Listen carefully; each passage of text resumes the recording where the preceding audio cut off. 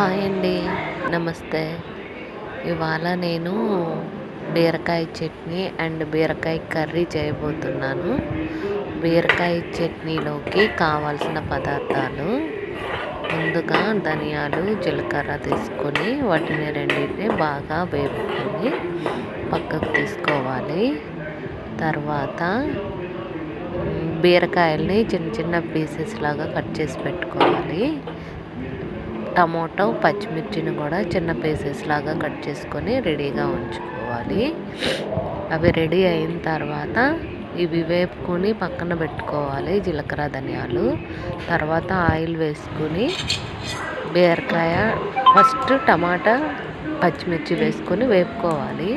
అవి కొంచెం వేగిన తర్వాత బీరకాయ కూడా యాడ్ చేసుకొని వేపుకోవాలి. దాంట్లో కొంచెం చింతపండు కూడా వేసుకొని వాటిని మిక్స్ చేసుకొని ఒక 10 minutes బాగా వేగించుకోవాలి. అవన్నీ వేగిన తర్వాత వాటిని చల్లార్చుకోవాలి. ఈలోపు ముందుగా వేసుకున్న జీలకర్ర, ధనియాలని మిక్సీ వేసుకొని పక్కనించుకోవాలి. ఇవి బీరకాయ ఇంగ్రీడియంట్స్ ఉన్నాయి కదా, అవన్నీ చల్లారిన తర్వాత వాటిని ఆ పౌడర్లో వేసుకొని మిక్సీ వేసుకోవాలి. బాగా మెత్తగా కాకుండా కోర్సుగా వేసుకోవాలి మిక్సీ. తర్వాత పక్కన పెట్టుకొని పోపు వేసుకోవాలి. పోపులోకి ఆయిల్ వేసుకుని ఎండుమిర్చి మధ్యకు 2 పీసులు చేసి దాంట్లో ఉండే విత్తనాలు ఆయిల్లో బాగా వేగేలాగా చూసుకోవాలి. అప్పుడు టేస్ట్ ఇంకా బాగుంటుంది. ఆ వేగిన విత్తనాలు మనకి తగిలితే టేస్ట్ సూపర్గా ఉంటుంది. ఏ తాలింపులోనైనా నేను ఇలాగే వేసుకుంటాను. మీరు కూడా ట్రై చేయండి. టేస్ట్ మాత్రం సూపర్గా ఉంటుంది. అవి బాగా వేగిన తర్వాత పోపు దినుసులు వేసుకోవాలి. వెంటనే కరివేపాకు, కొత్తిమీర కూడా వేసుకుని బాగా వేగనిచ్చి ఆ వేగిన తాలింపుని మన చట్నీలో వేసుకొని మిక్స్ చేసుకోవడమే. ఇప్పుడు బీరకాయ కర్రీ చేసుకుంటున్నాను. బీరకాయని ముక్కలు చేసి పెట్టుకున్నాం కదా, అలాగే టమోటాను కూడా పీసెస్ చేసుకోవాలి. తర్వాత ఆయిల్ వేసుకుని పోపు దినుసులు వేసుకోవాలి. అవి బాగా వేగిన తర్వాత ఆనియన్స్ వేసుకోవాలి. ఆనియన్ని ఒక 5 minutes వేసి తర్వాత బీరకాయ వేసుకోవాలి. బీరకాయ వేసిన తర్వాత ఉప్పు, పసుపు, సాంబార్ పొడి. నేను సాంబార్ పొడి అన్నిట్లో వేసుకుంటాను. MTR సాంబార్ వాడతాను.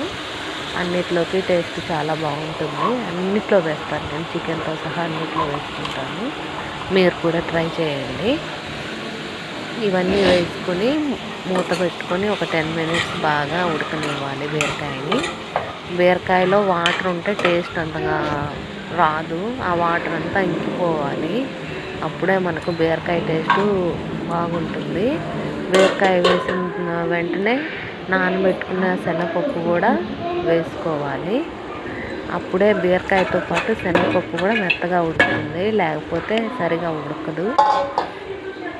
ఇవన్నీ వేసుకొని ఒక 10 minutes బాగా ఉడకనివ్వాలి. అవన్నీ ఉడికిన తర్వాత టమోటో వేసుకోవాలి.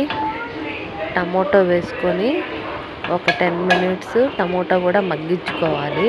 టమోటా మగ్గిన తర్వాత కారప్పొడి వేసుకొని తర్వాత కారప్పొడితో పాటు కరివేపాకు అండ్ కొత్తిమీర కూడా వేసుకొని ఒక 5 minutes ఉంచుకొని దించేసుకోవడమే. టేస్ట్ మాత్రం సూపర్గా ఉంటాయి. నేను చెప్పినట్టుగా చేసుకోండి.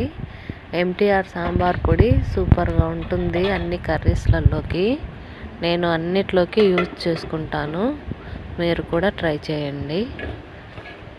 నా వీడియోస్ మీకు నచ్చితే లైక్ చేయండి ఫ్రెండ్స్.